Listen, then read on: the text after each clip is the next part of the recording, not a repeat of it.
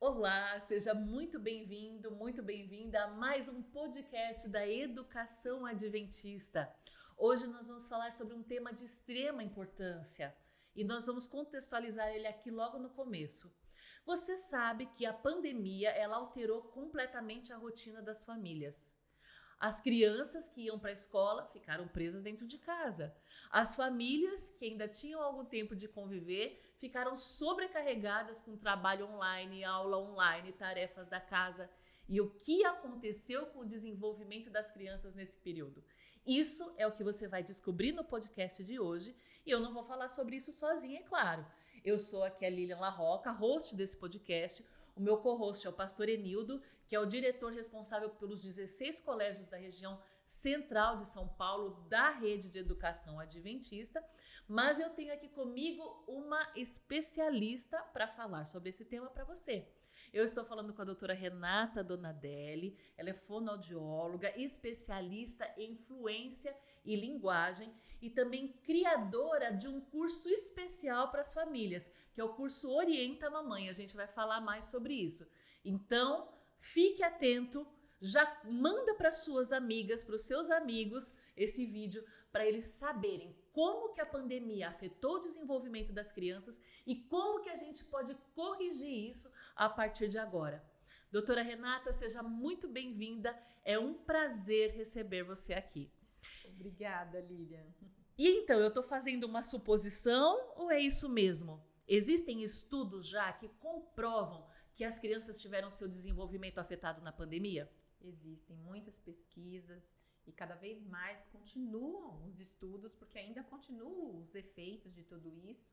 E muitas coisas a gente vai conseguir, realmente analisar todo o impacto mais ainda para frente, mas o que a gente vê hoje com os pequenos, como você estava me falando, né? A gente vê as crianças com alteração de sono, com muita dependência dos pais, excessivo, ela quer atenção demais.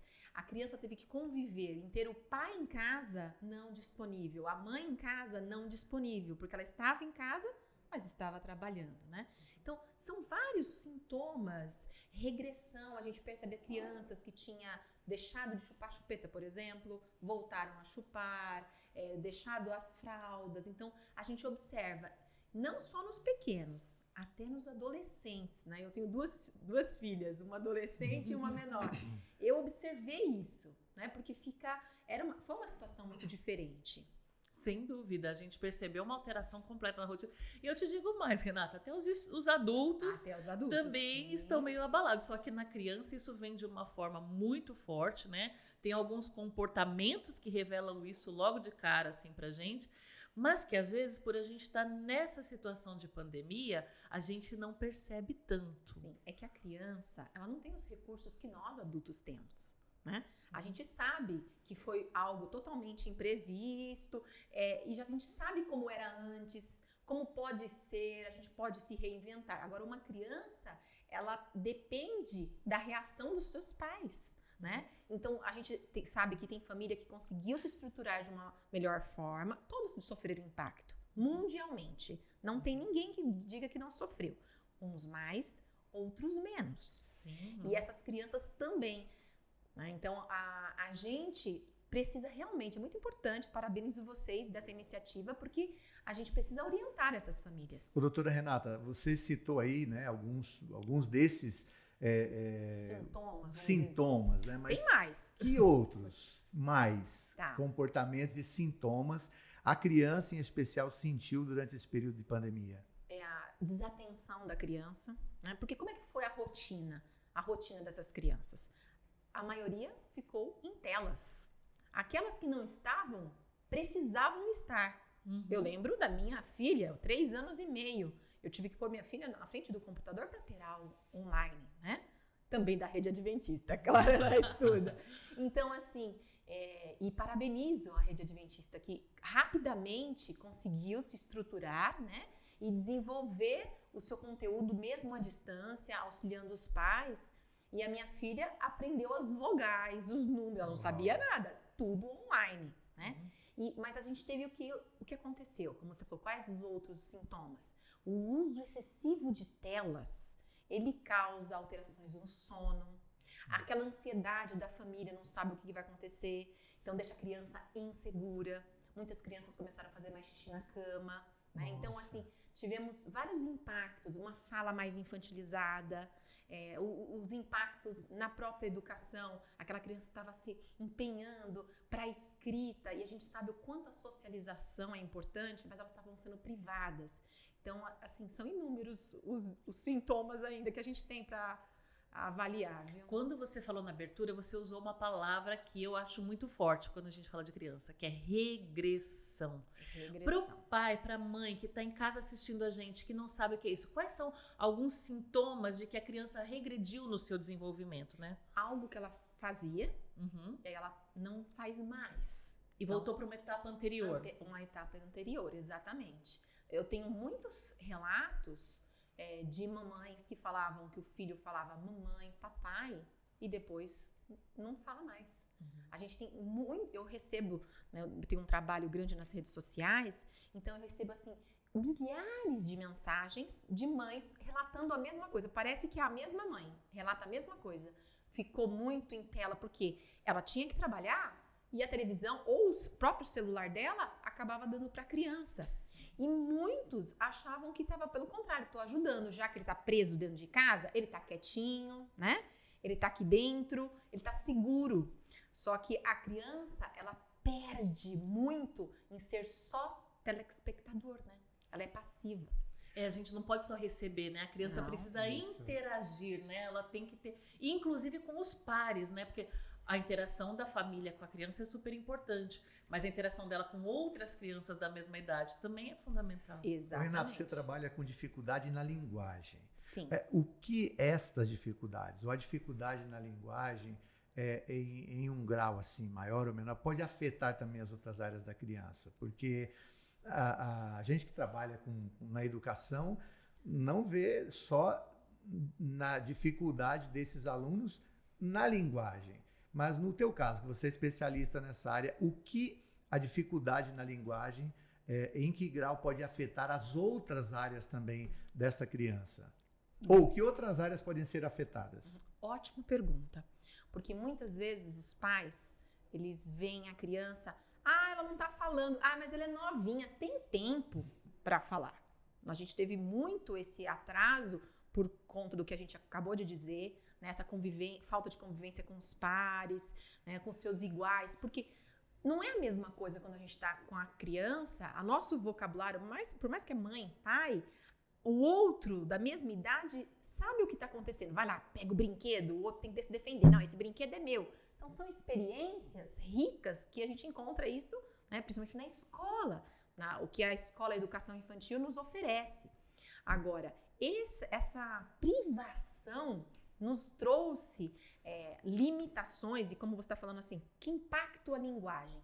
A linguagem, quando a criança começa a falar, quando uma criança começa a falar? 1 ano e meio no máximo, entre 1 ano a 1 ano e meio. Criança com 2 anos que não fala, não é aceitável. Antigamente se esperava, mas antigamente, com quantos anos a gente entrava na escola? Com 7, às vezes até com 8. Se fosse aquele pai mais assim, colocava até quando estava fazendo 8. Exatamente. Nós demos a aula, né? A gente também da área de educação. Então, a gente foi alfabetizada com 7 anos. Mas hoje, qual que é a idade que a criança entra? No Brasil, né?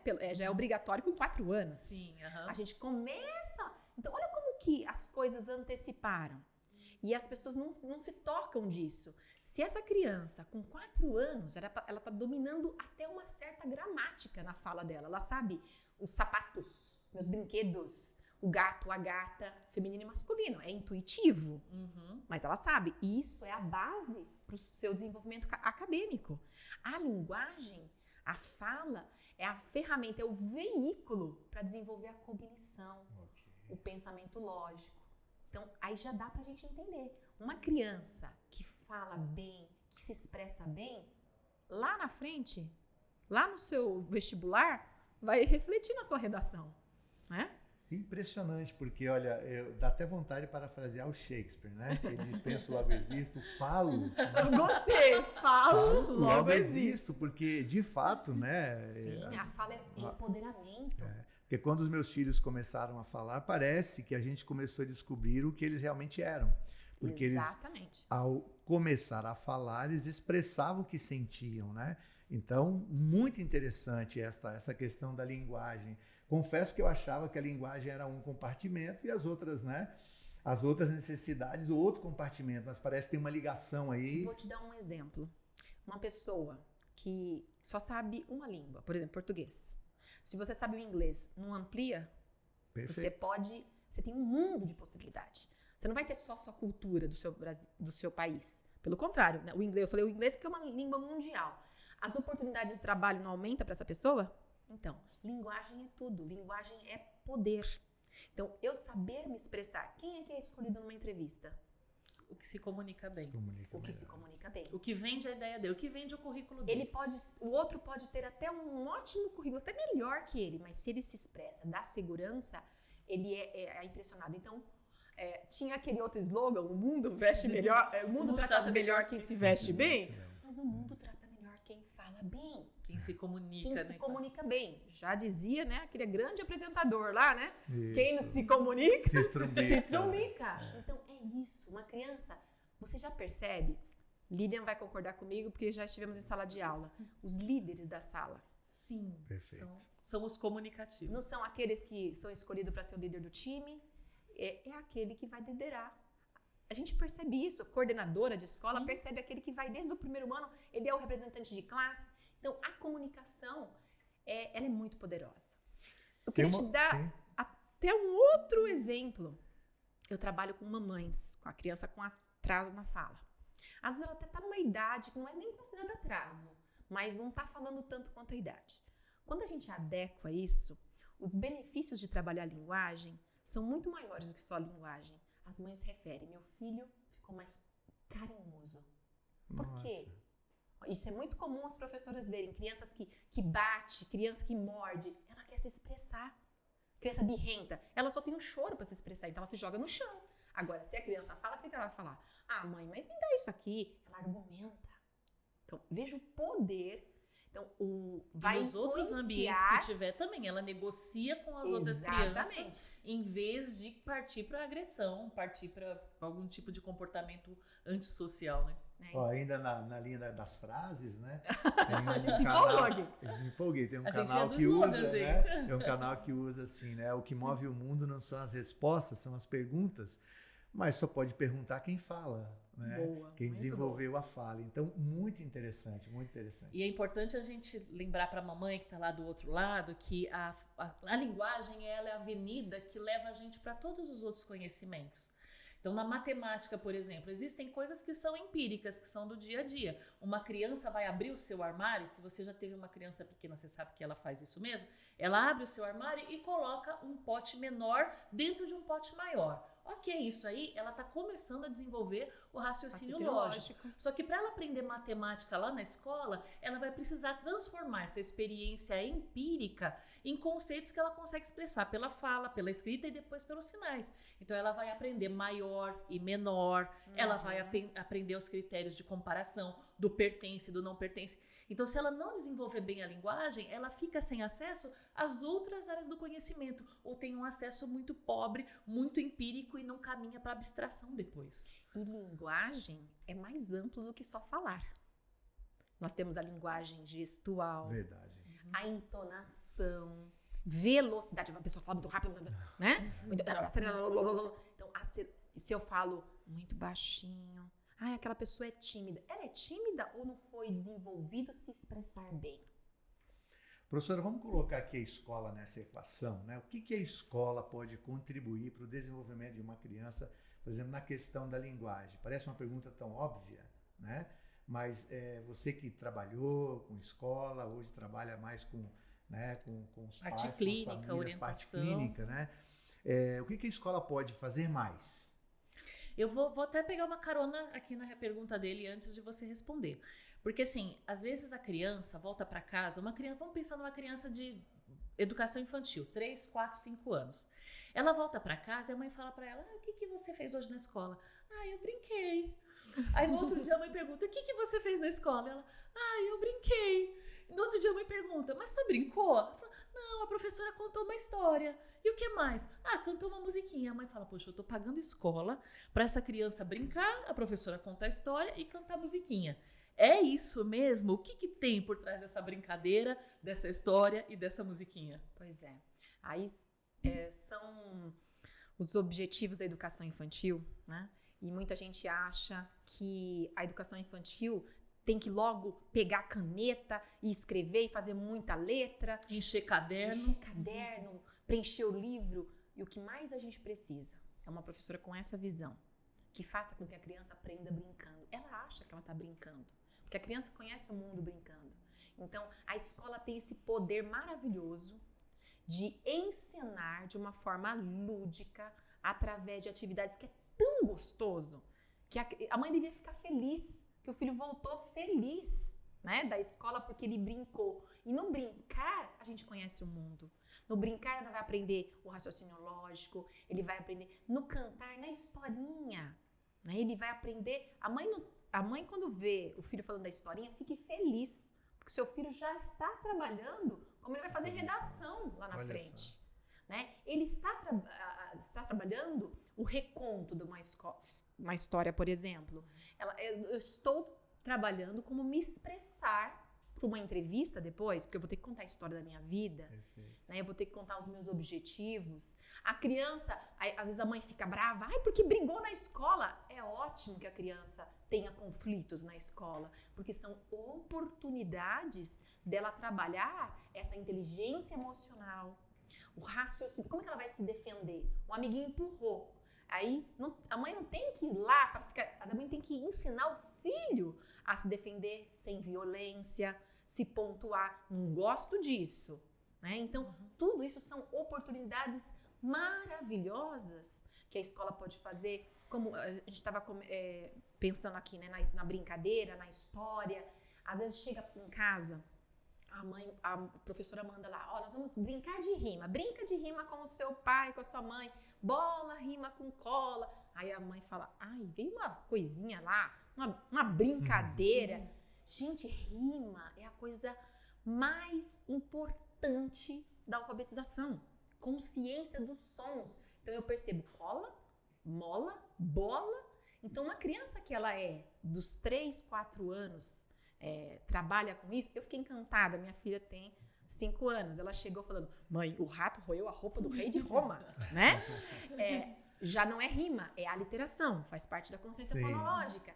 Mas a criança, ela acha engraçado, tudo para a criança é brincadeira. Inclusive, na consciência fonológica, o nosso cérebro, ele gosta disso. Se eu fizer uma brincadeira e rimar, todo mundo ri. Rimou, que legal! Os repentistas, por exemplo. Então, tudo isso que é feito lá na educação infantil, que é muito bem pensado, existe planejamento, né? Como já fui professora na rede, eu sei como que funciona. E a gente sabe como isso vai interferir nesse desenvolvimento da linguagem. Histórias, a brincadeira da consciência. Parece que é brincadeira, mas não é, é um trabalho sério. E eu vou contar uma outra coisa. Se não fizer ali, vai ter que fazer depois no consultório. Não é? Então, e é mais caro, né? É bom que a mãe faça. É mais caro. Aí a criança, para chegar no consultório, porque ela já está tendo dificuldade na escola, aí os amiguinhos estão fazendo e ela não sabe fazer, ela se sente pior do que os outros, ela ainda chega lá com um problema de autoestima, achando que ela é incapaz, que a gente consegue reverter no consultório, mas assim, dá para prevenir tudo isso com um bom trabalho, né? Então, vamos fazer o caminho certo, que aí a gente evita todos esses traumas, né? Talvez, viu, Renata, essa ideia de que se brincou lá na escola, não aprendeu, está muito do nosso conceito conteudista, né? A gente acha que ensinar é encher conteúdos, né? Conteúdos gramaticais, conteúdos pedagógicos, e faz parte do conteúdo pedagógico essa questão da ludicidade, né? Da brincadeira, que hoje, inclusive, está muito em falta, né? Professora, eu sei que a gente já perdeu lá no começo essa pergunta, mas eu quero resgatar. Além da pandemia, você falou um pouquinho sobre os efeitos que a pandemia causou, o contexto social ele também interfere no aprendizado da criança, o ambiente que ela vive socialmente? O ambiente, ele é tudo na casa, né? Então, o ambiente que a criança está na casa é familiar, que você está me perguntando? Sim, é social, familiar, pode ser. Familiar, tá. A gente teve essa adaptação, né? Em relação pensando no social da escola, que ela precisa dos amiguinhos, porque a gente sabe, assim, que às vezes a criança, ela não tá afim de fazer, mas se ela vê o outro, é o igual. O outro fez, eu não vou ficar para trás, eu vou lá e faço. É meio que intuitivo, né? Vamos tomar água, vamos. Às vezes, até a gente, como adulto, vamos almoçar, né? A gente acaba sendo, isso é intuitivo, é natural do ser humano sociável, né? A gente sabe que algumas crianças têm, às vezes, algumas alterações mais graves em relação à socialização. Nós não estamos falando destes casos, porque esses casos são especiais, são casos de inclusão. Estamos falando das crianças, né, típicas, do desenvolvimento dito normal, né, que na verdade é o mais comum. Que é heterogêneo, mas tem ali uma certa uniformidade, né? Então, assim, o social, ele é muito importante para a própria identidade, porque no grupo que eu vou mostrar, não, eu gosto disso, mas eu gosto daquilo outro. Mas eu gosto desse aqui. Então, eu vou marcando a minha... Fica aí, eu vou te interromper e dizer o propósito da minha pergunta. Porque tem pais que, não, eu mandei você lá para a escola para você estudar, não para você se sociabilizar, né? Então, acreditem se quiser, eu já ouvi isso, né? Vocês fizeram lá, porque tem as brincadeiras, tem as festas, tem os projetos, né? Além da sala de aula na escola. Não, eu mandei meu filho lá para estudar, ele tem que estudar. E aí você tem que dizer para esse pai que faz parte do estudo. Então, por isso que eu fiz a pergunta. Faz parte por causa a gente é um ser humano. E o outro também é referência pra gente. Eu tenho uma dificuldade, nossa, eu não entendi isso. Aí eu vejo que o meu amigo também não entendeu. Então a gente pode perguntar. Às vezes a criança, ela fica frustrada porque ela não conseguiu. Só que todos os outros não conseguiram, só que ninguém falou nada. E nisso eles vão aprendendo. Aí a professora vai falando, você pergunta. Ela vai tendo referência também. Ela vai tendo referência. Veja como é importante. Depois esse pai não vai querer que na faculdade o filho dele se destaque. Então, mas ele tem que fazer o quê? Ele tem que aprender a trabalhar em grupo. Na escola, até a universidade, nós temos trabalho em grupo. Por quê? Por uma razão. Porque é educativo o social. Porque o indivíduo, pode ser o profissional que for, ele precisa ser humanizado. Porque o que mais a gente ouviu, né, durante a pandemia, estamos ainda, né, em pandemia. Eu não sei, talvez você vai ouvir esse podcast em 2059, então deve ter passado a pandemia de 2020 e 2021, mas caso não, ainda estamos em pandemia. Então muitos dizem, não, o que a criança está perdendo, a questão do social e tal. Então isso é verdade. É o que ela perdeu bastante, além, claro, de conteúdo, de outros aprendizados, foi a questão da sociabilização, né? Exatamente, o que os professores tentaram muito sabiamente tentar amenizar, né?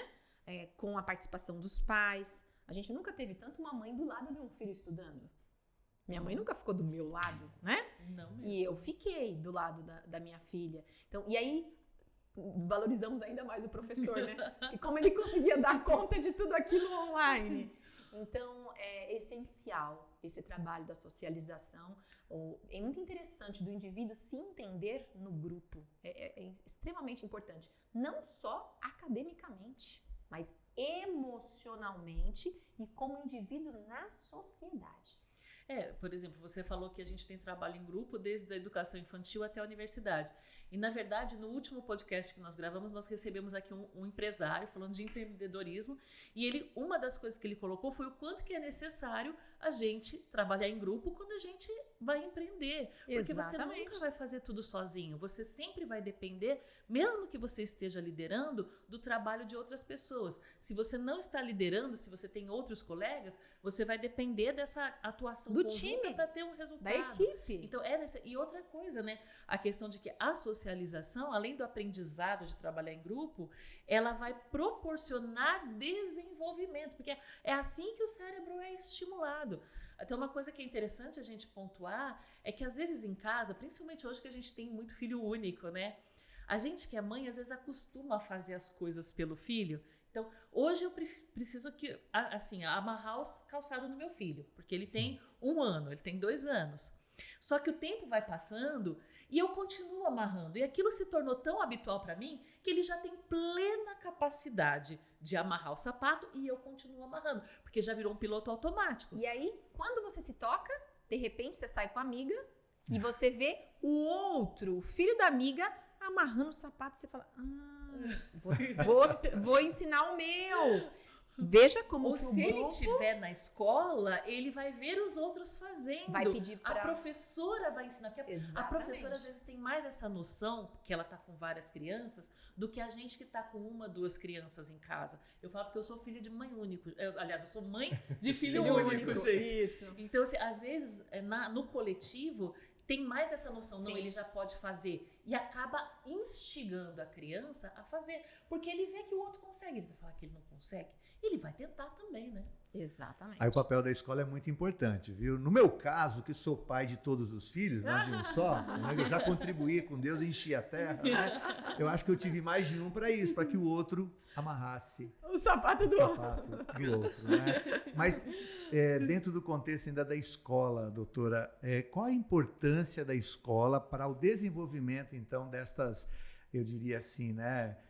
Dessas atividades, habilidades, dessas habilidades, qual o real papel da escola? Pensando no desenvolvimento da linguagem, né, a escola, ela, dentro da sua proposta, já está incluído, ela sempre põe ali uma parte de expressividade, né, da criança. Inclusive, eu achei bem bonitinho, algumas escolas fizeram show de talentos, né, no dia da Semana da Criança. Olha que legal, para se expressar. Eu mesma fiquei surpresa com o que minha filha fez, né? Porque ela tem vergonha de cantar na igreja, em casa, mas na sala de aula ela cantou uma música inteira. Isso então, sem contar que ela praticamente não teve tanto contato com esses amigos esse ano de pandemia. Exatamente, né? Então, assim, a escola pode contribuir muito nessa expressão, no raciocínio lógico, na questão auditiva, por exemplo. Estimulação auditiva. As brincadeiras, aquela simples brincadeira, né? Gato Mia, que a professora sempre faz isso com os menorzinhos, né? E para adivinhar quem é o amigo, nós estamos trabalhando estimulação auditiva nessa criança. Isso vai ser tão bom para essa criança que quando a professora fizer um ditado e ela tem que falar faca ou vaca, já perceberam a diferença? Como é mínima? É pequenininha. Tanto que algumas línguas não funcionam, tá? Por exemplo, eu tive muito contato com a comunidade coreana, meu marido estagiou lá. E tem alguns sons que para eles não tem diferença. Tudo, por exemplo, e até com o B, que você nem colocou no jogo, né? O P, se você pegar uma pessoa, às vezes, muito, muito idosa já, que veio de outro lugar, na língua dele, ele ouve vaca, faca, e ele fala baca, né? Exatamente. Então, faca e vaca, inclusive, olha aqui minha boca, se eu não fizer som, você não sabe se eu falei faca ou vaca, tá? Então, essa discriminação auditiva já começa lá na brincadeira do gato Mia, no esconde-esconde, na atenção, né? Então, assim, tudo que é feito na escola, né? Desde as brincadeiras dinâmicas, atividades, elas são pensadas nesse desenvolvimento. Então, quanto mais a professora trabalhar diálogo, contação de histórias, cantar, mais ela vai preparar essa criança, porque a criança vai correr, ela vai trabalhar a parte coordenação motora, para depois ela chegar nessa coordenação motora fina. Muitos pais querem que a criança chegue logo escrevendo. E com letra cursiva. Então, a gente tem que muito mais trabalhar o amplo para chegar para a criança, sabe, se interessar pela função da escrita, né? De querer brincar. A criança pega e começa a desenhar, ela fazer a lista do supermercado. Então, é muito mais funcional e a escola propõe isso, propõe atividades para casa nesse sentido. Então, quando os pais sabem disso, agora eu entendi. Por isso que ela pediu, isso aqui não é uma brincadeira, não, ela está trabalhando essas habilidades. Não sei o que ela está trabalhando, mas eu sei que é bom, vamos fazer. Por exemplo, você falou da lista de compras, né? Vamos supor que a família faz lá a lista de compras. Então, nós vamos comprar abacaxi, banana e escreve lá na lista para criança, né? Exatamente. Vamos comprar leite. E aí chegou lá no mercado e deve, nós pegamos abacaxi. Risca o abacaxi aí da lista. Com o que começa o abacaxi? Começa com A. Vamos procurar qual dessas palavras que é com A? Então, tudo é oportunidade de aprendizagem para a criança, né? Exatamente. E sem a gente ficar forçando. E se ela ainda não aprendeu essa letrinha, pode ser desenhado. A criança desenha o abacaxi ali, a mãe, né? Sim. E vai comprar o abacaxi e vai comprar a melancia e a maçã. Então vamos com a listinha dela, né? O dinheirinho.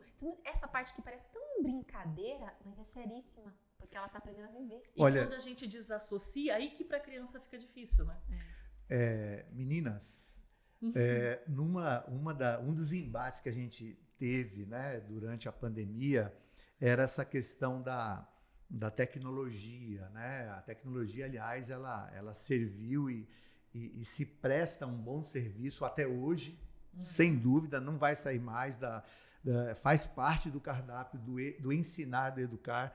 Só que tudo que vocês falaram aqui, engraçado, não precisa da tecnologia, né? Então, o quanto que a tecnologia... Por que eu estou dizendo isso? Que teve pais assim, não, eu comprei um aplicativo, a gente mesmo recebeu muitas empresas querendo vender produtos, né? Nós desenvolvemos uma plataforma. Exatamente, e tal. Mas, olha, você falou aqui de socialização, a gente falou aqui da interação, desenvolvimento da linguagem... o quanto que a tecnologia pode fazer, né? Pode aproximar ou afastar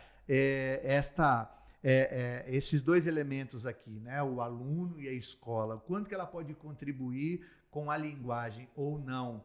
Porque aqui, abrindo mais aqui, né, o leque, né, de preocupação, a gente percebe hoje que a geração, principalmente dessa juventude, a geração de hoje, é uma geração que escreve mal, por conseguinte, fala pior ainda, tá? E é uma geração formada diante das telas, né, doutora? Então, o que a gente pode fazer? Que ao mesmo tempo é um dilema, que eu chamo de dilema, né? Dilema é assim, qualquer decisão que eu tome, qualquer decisão que eu tenha que tomar, vai ter uma consequência. Como inserir a tecnologia, que não tem jeito? Olha, não estou falando mal da tecnologia, muito pelo contrário. Estamos usando ela aqui. Estamos usando. Acho que eu nem vivo mais. E ao mesmo tempo, não perder aqui essa questão da prática, do ensino, dessa coisa lúdica na escola. Como é que a gente pode conciliar essas duas coisas? Olha, eu só vejo uma palavra, equilíbrio, né? A balança tem que estar equilibrada. A tecnologia é uma faca de dois gumes. Assim como ela é maravilhosa, né? Consigo falar com aquela pessoa super querida que está do outro lado do mundo, me aproxima, né? Eu consigo estar numa loja, hoje o marido liga, né? Na chamada de vídeo, a própria mulher escolhe o que ela quer ali. Então, assim, desde como nos ajudou no momento de isolamento mundial, o ensino... Uma coisa, inclusive, gente, a Renata, ela desenvolveu um curso chamado Orienta Mamãe, que você encontra na plataforma do Hotmart, e o curso dela começou bem no início da pandemia mesmo, e entrou assim na realidade das famílias, porque as mães começaram a perceber, olha, meu filho não fala, ou ele não está se desenvolvendo como deveria, e assim... Você atuou em clínica durante muitos anos, você sabe que você nunca conseguiria ajudar a quantidade de pessoas que você ajudou se você tivesse limitado a um horário da clínica, que tem horário para abrir, tem horário para fechar e você ponto tem positivo limite. Na balança, né, da tecnologia. Inclusive, eu ainda faço uma semana gratuita para as mães e é cerca de 22 mil famílias eu atinjo nas minhas semanas gratuitas que a gente faz, que eu libero algumas aulas gratuitas, né? Tem pessoas que nunca tiveram oportunidade de ter uma orientação fonoaudiológica. Então, eu consigo chegar nessas pessoas. Ponto positivo. Ponto negativo. Então, o desequilíbrio. Eu não posso nunca trocar o ser humano pela máquina. Tanto que a gente tem mais nos filmes, né? Mostrando essa revolução das máquinas pelo homem. É um medo do homem. No fundo, o homem tem esse medo, senão ele não faria tanto essa questão da ficção, porque das máquinas dominando. E a gente vê hoje certas famílias e pessoas, então a tecnologia é a nosso serviço, não a gente a serviço da tecnologia, né? E olha que está muito forte por aí esse movimento, viu? Muita gente trabalhando na mesa, na hora de almoçar, sem celular, na hora antes de dormir, algumas horas antes. Então, o que a gente precisa fazer? Equilíbrio, assim como na educação, na escola, que olha que vantagem. Antigamente a gente não tinha isso. Uma criança, às vezes precisava fazer uma viagem. Eu fiz uma viagem com a minha filha e mantive a aula, era uma semana, a aula online dela, onde que eu estava, no hotel. A gente não tinha esse recurso antes, mas a gente também não pode abusar, né? Então a gente nunca valorizou tanto o ir para a escola, não faltar de jeito nenhum, com medo que venha e feche a escola de novo, né, por causa da pandemia. Então hoje, como eles amam ir para a escola, olha só que interessante, por causa do convívio. Okay. Então, acho que a palavra... É complementar. Exatamente. Uma coisa não vai nunca substituir a outra. E né? Até mesmo, desculpa, por uma questão de habilidade, né? Porque a gente vê assim, o que a tecnologia ela é feita? Ela é feita para você ter uma resposta fácil e rápida. Então, por exemplo, se eu vou comprar alguma coisa pelo aplicativo, ele me traz um monte de conteúdo, ele me mostra a imagem, ele me mostra a informação. E o que eu preciso fazer para comprar? Eu nunca preciso devolver a mesma quantidade de esforço. Basta eu apertar um botão. A resposta, ela é muito simples. Na vida real, não é assim. Não. Então, a criança, por exemplo, que ela está aprendendo a ler no aplicativo, ela recebeu muito conteúdo. Mas qual que é a resposta que esse aplicativo está pedindo dela? Normalmente é uma coisa muito mais simples do que o que ela poderia dar e desenvolver no contato com uma outra pessoa. Uma professora, por exemplo, nunca vai deixar que um aluno só responda sim ou não, ou só levanta a mão. Ela vai exigir que ele tire tudo que ele tem o potencial para tirar. Ele reflita sobre Por isso eu gostei do que você falou. Não vai substituir nunca um ser humano, uma pessoa, né? É crucial a gente pensar nisso, acreditar nisso, né? Eu essa semana ouvi uma entrevista muito interessante de alguém aí preocupado com essa questão das redes sociais e fizeram a pergunta, mas por que você tem essa preocupação? E ele disse uma frase muito interessante. Ele, inclusive, é dono de uma startup, ele é dono de um aplicativo, né? Uhum. E ele disse, lá nos Estados Unidos, ele disse o seguinte, quanto mais facilidade oferecem para nós, mais vulneráveis nós ficamos. A gente vai se acomodando. Exatamente. Se acomodando. Então, se eu só tenho que clicar num botão, eu me acomodo. E quando eu me acomodo, essas redes podem se aproveitar da minha acomodação. Então, por isso que a escola, é bacana a escola, porque a escola ela me tira dessa zona de conforto, dessa acomodação. E existem pesquisas que é o seguinte, que são os viciados em dopamina. Porque você vê uma coisa, dá risada, você curte, aí daqui a pouco você tem pessoas que, para se tranquilizar, ela precisa ver um vídeo engraçado. Olha só. Olha onde nós chegamos, né? Então, antigamente, o que a gente fazia? Ou faz uma oração, ou a gente vai cantar uma música. Ou desenvolve uma estratégia para desfocar daquele problema. Vou tomar problema. um banho, ou vou dar uma volta, vou olhar o verde. Eu lembro muito disso, da minha professora dizer assim, quando a gente está não conseguindo pensar, você está numa sala de aula, olha pela janela, para você ver a árvore. Olha só a orientação da professora, né? Veja uma árvore. Hoje, o que as pessoas fazem? Elas vão buscar e elas não entendem que o que cansam elas é justamente essa questão das telas. Tem luzes, tem uma série de coisas e o consumismo é muito forte também. Quando você vê, você foi descansar, quando você vê, você fez uma compra. Eu costumo dizer, brincando assim para os pais, olha, diante de uma tela, seu filho vai ter muito meme.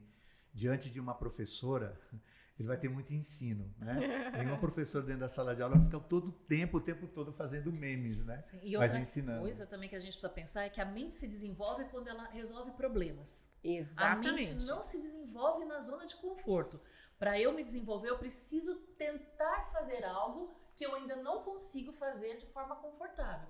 Então, se eu tenho um mundo cheio de facilidades, a minha mente não vai se desenvolver. E aí a gente já tem pesquisas mostrando que as novas gerações, muito viciadas em tecnologia, muito cheias das facilidades, elas estão pela primeira vez na história apresentando um quociente intelectual menor do que a geração anterior. E olha, eu entrei nesse assunto porque assim, doutora, veja só, eu me lembro, né, nós somos aqui, né, sou veterano, então é o seguinte, eu me lembro que quando Só surgiu a ele. internet, começou a surgir tutoriais para ensinar a gente de como fazer um site.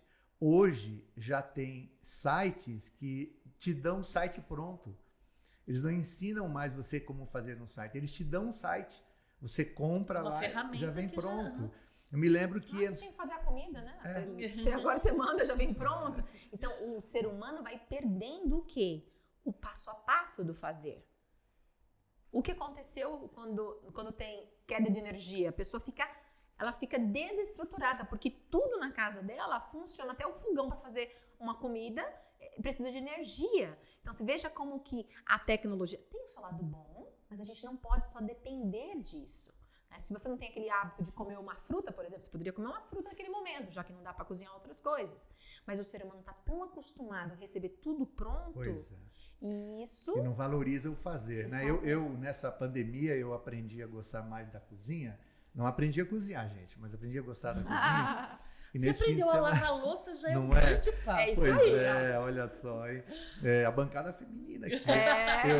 Eu fazendo uma receita nesse feriado agora, eu fiquei me perguntando, eu copiei alguém, né? Eu peguei lá no YouTube e uma pessoa me deu o passo a passo. Depois eu fiquei me perguntando, mas quem ensinou para ela? De onde ela tirou essa receita? Será que foi ela que inventou? Se ela inventou, olha que coisa espetacular. Ela teve tentativas e acertos e ela foi errando e acertando e errando, aprendeu e agora ela me ensina, né? E engraçado que eu segui a receita e queimei o bolo, né? Então, mesmo a gente tendo uma receita de alguém que aprendeu com alguém, que aprendeu sei lá com quem, que acertou e errou, Mas eu errei. sua experiência... Né? Mas foi bacana a experiência ali que eu tive, né? Você vai saber da próxima vez o que você vai fazer para evitar que aquilo aconteça. Então, por mais que a pessoa fale, é experimentando, né? Então, a experiência individual, ela é insubstituível. E na escola ela vive essa experiência, né, doutora? O tempo E todo. voltando até aquela questão do aplicativo ainda, eu fiquei encucada com isso aí, gente. Ele levantou a lebre aqui, a gente não estava prevendo, mas eu fiquei encucada. O aplicativo, ele te dá sempre assim, um certo ou errado, em forma geralmente de gamificação, né? Você ganhou ponto ou você reprovou a fase. Só que na escola não é assim que a coisa funciona. Então, por exemplo, vamos pegar uma criança em idade de alfabetização. A professora colocou lá o desenho da árvore. A criança foi lá e colocou A, O, E.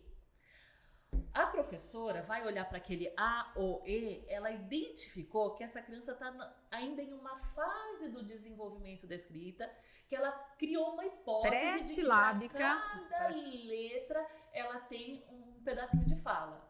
A professora vai propor para ela um desafio que vai fazer ela pensar nessa hipótese. E aí ela vai confrontando essa ideia que ela tem com a realidade. Um aplicativo nunca vai fazer isso. O máximo que ele vai fazer é jogar na tela a palavra certa. Exatamente. E a criança não vai entender por que o A, O, E dela tá errado e aquele A, R, V, O, R, E é que tá certo, né? Porque a professora, ela não enxerga o erro como erro. Tanto que a linguagem de professora, ela acabou de falar hipótese. O cientista tá fazendo hipóteses. Quantas hipóteses ele faz e não dá certo? Thomas Edison, quantas vezes ele ficou lá para fazer a lâmpada, não é? Então, a professora trabalha com hipótese. Sabe como que eu traduzo isso? Porque a gente da educação, né? Esse negócio da hipótese pra gente é maravilhoso, mas às vezes pro pai fala, que danado de hipótese, eu quero que meu filho tenha certeza, eu não quero que ele tenha uma hipótese. Eu gosto de orientar os pais assim, professor. Eu falo o seguinte, quando tem um jogo de futebol, tem o gol e tal, e eles não analisam quantos chutes a gol? Perfeito. Chutes a gol são hipóteses de gol. Então, ele teve 3, 4 gols, mas eles analisam quantos chutes a gol, ou seja, quantas tentativas. Uma criança que escreve, às vezes só o A para árvore, ela está tentando escrever. E nesse momento ela tem que ser incentivada. Que demais! Você conseguiu já o primeiro som da palavra árvore. Olha a alegria dessa criança. Agora, a máquina, ela tem que trabalhar com gabarito.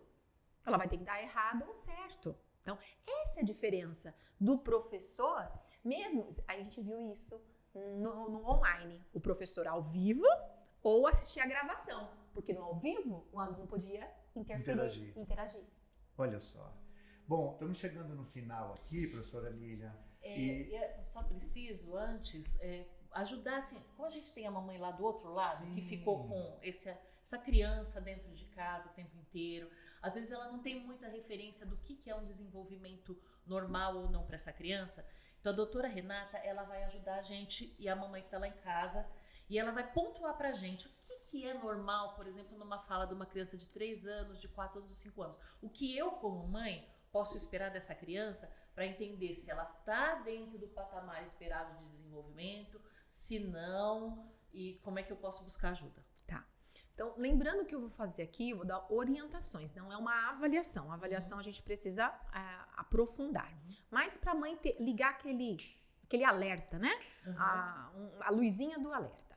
Uma criança de 3 anos, ela precisa estar na fase do porquê. Mãe, por que chove? Mãe, por que isso? Aí a mãe fica, não sei, meu filho. Olha, tira da zona de conforto a mãe. Exato. Né? Porque hoje, já perceberam que as crianças não perguntam para os pais as coisas, né? Perguntam para o Google. Alexa.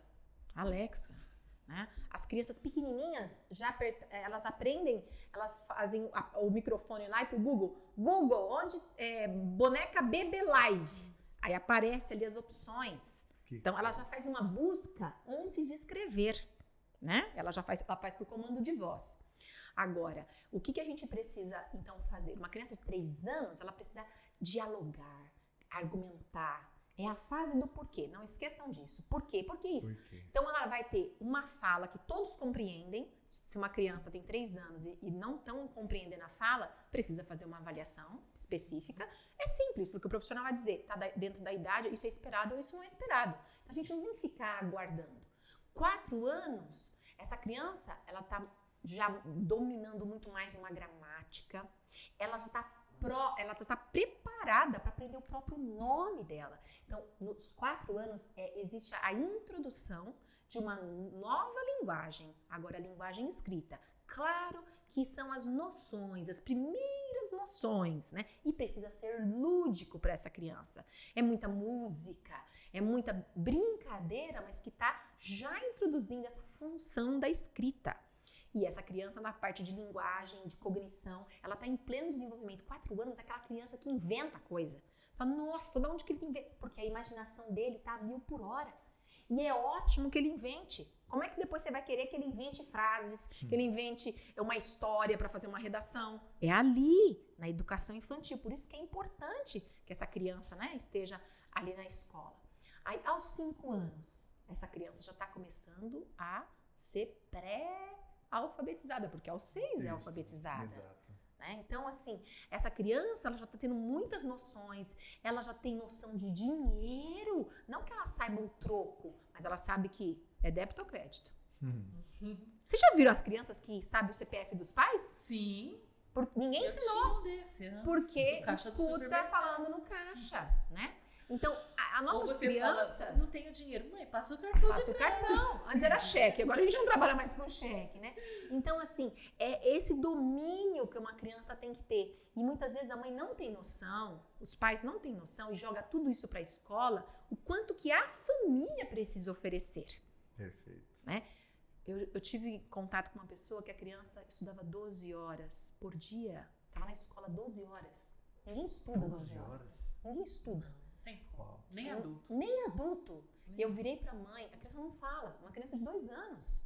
12 horas na escolinha, chega às 6h30, busca às 6h30 da noite. E eu tive que convidar essa mãe a pensar no que ela estava fazendo, pensar no que ela quer para aquela criança. Porque eu falei assim, seu filho está trabalhando mais do que um trabalhador brasileiro. Só que ele tem 2 anos. Né? Então, como que a gente precisa analisar e pensar? Criança precisa brincar. Sim. E aprende no mundo brincando. Com certeza. Essa pergunta que eu ia fazer. Qual que é? Eu ainda tenho mais uma, tá? Porque assim, ó, a pandemia veio, ela aconteceu, ainda estamos nela, embora felizmente estejamos saindo. Todo mundo se adaptou da maneira que pôde. E aqui não vai nenhum julgamento. Se o seu filho ficou na tela o dia inteiro porque você estava trabalhando online, a gente sabe disso, que era uma necessidade da família. E estamos aqui para ajudá-los, né? Exatamente. Tanto a educação adventista, como eu falo em nome dos profissionais de saúde, multidisciplinar, né? Então, agora sim, a gente tá toda hora a gente fala como é que vai ser o novo normal, o novo normal. Vamos pensar, então, num novo protocolo das famílias para esse momento de retorno, porque o desenvolvimento que se perdeu, gente, ok, não vamos ficar pensando nele agora. Vamos pensar no que a gente pode fazer para mudar a situação. Exatamente. O que a gente pode, como família e como escola, fazer para fazer essas crianças voltarem a ser estimuladas novamente? A gente teve que internalizar um protocolo, né? O protocolo de segurança nunca foi tão internalizado. Criança de 3 anos, eu criei musiquinha para poder lavar a mão. Não, eu vi criança que chega assim em torneira que tem em algum lugar e vai botar o pezinho achando que vai sair álcool em gel. A criança já se acostumou. Inclusive em casa, quem segue mais o protocolo é a mais nova, a pequena. Chegou, tira o sapato, lava a mão. Chegou alguém, né? Então veja que e inclusive nas escolas foi falado isso. Sim. Os menores seguiam melhor o protocolo do que os maiores. Exatamente. Só que eu quero sugerir um novo protocolo. Qual é? Né? O novo protocolo é brincar mais contato. Eu quero pedir mais conexão, mas não a conexão de eletrônico, virtual, a conexão real. Né? O tato, né? A gente colocar o tato, a gente não podia, né? Agora ainda tem ainda o protocolo tá quase terminando aí, mas não existe protocolo dentro da mesma casa. O quanto que essa família precisa abraçar, beijar essa criança, né? A forma que a família fala também influencia na autoestima, no desenvolvimento da fala, da linguagem. Tem gente que não tem noção. Por exemplo, falar com o filho assim, ó, pega isso aqui, põe na pia. Dá entrega pra sua mãe. Sai da frente. Parece que é filho de vidraceiro. Isso vai inibindo essa criança de tal forma. E a família não percebe. Os marcadores de polidez. Por favor, filho, leva lá pra sua mãe. Filho, dá licença que você tá na minha frente aqui, ó. Fica aqui. Isso vai fazer com que essa criança... Eu escutei uma frase que eu achei demais. Trate tão bem o seu filho, com tanta educação, para que quando alguém o maltrate, ele não acha que é normal. Boa frase, sensacional. Então, assim, para mim, os novos protocolos é sentar no chão e brincar com o seu filho. Sente no chão e brinque. E vou falar uma coisa, hein? E podemos ter mais telas. Ai. Mas que seja telas de pintura, né? Que a gente possa pintar, desenhar com os nossos filhos, né? Compre telas mesmo e mostre para o seu filho um outro tipo de tela, né? Vamos lá desenhar a nossa família. Eu chego a me arrepiar. Por quê? Porque é para ficar um quadro. Então, em vez de a gente ter na parede uma tristeza, né, desse momento, vamos pôr na parede os momentos felizes. Então, faça quadro com as crianças, deixa a criança pintar. Pode ser com guache mesmo, pincel, ou até a dedo. Desenhe com o seu filho e coloque a data. Né? Então, para que você lembre desse momento que nós nunca precisamos tanto de um abraço, um aperto de mão. O mundo inteiro sentiu isso, né? Olha, que coisa. E continue acreditando e confiando na educação adventista, na escola adventista, que quer contribuir com você, pai, com você, mãe, para estes abraços, para essa socialização ou sociabilização, para este momento, porque nunca vamos substituir sua casa, a família, mas nós podemos colaborar, nós podemos contribuir, podemos ser uma extensãozinha da sua casa. Então, a escola adventista, a educação adventista prima muito por isso, viu? Tá aí a dica. E eu só queria falar, né, que quem quiser, semanalmente, eu tenho conteúdos gratuitos, eu faço live toda quarta-feira, 7h30, com atividade para a família fazer com a criança. O momento da família, o brincar, o sentar no chão, desde com coisas da sua casa. Tem live lá que é com coisas da cozinha, tem coisas que da lavanderia, do guarda-roupa da criança, do cotidiano de quem é mãe. né? Então, normalmente, eu sempre me coloco à disposição aqui da Educação Adventista. Muito obrigada por esse bate-papo tão gostoso. Nós é que agradecemos a sua presença. Tenho certeza que as mamães, os papais que estão ali do outro lado da tela também gostaram muito. Já se inscreva no canal, continue seguindo aqui a gente, ativa a notificação. Doutora Renata Donadelli também está nas redes sociais, você encontra ela lá, com muitas dicas úteis para o desenvolvimento do seu filho. Seria o desenvolvimento da linguagem, mas como você viu aqui, o desenvolvimento da linguagem, na verdade, ele é o carro-chefe do desenvolvimento geral. Muito obrigada, esperamos ver você aqui no próximo podcast e que a sua família seja muito beneficiada com esse conteúdo.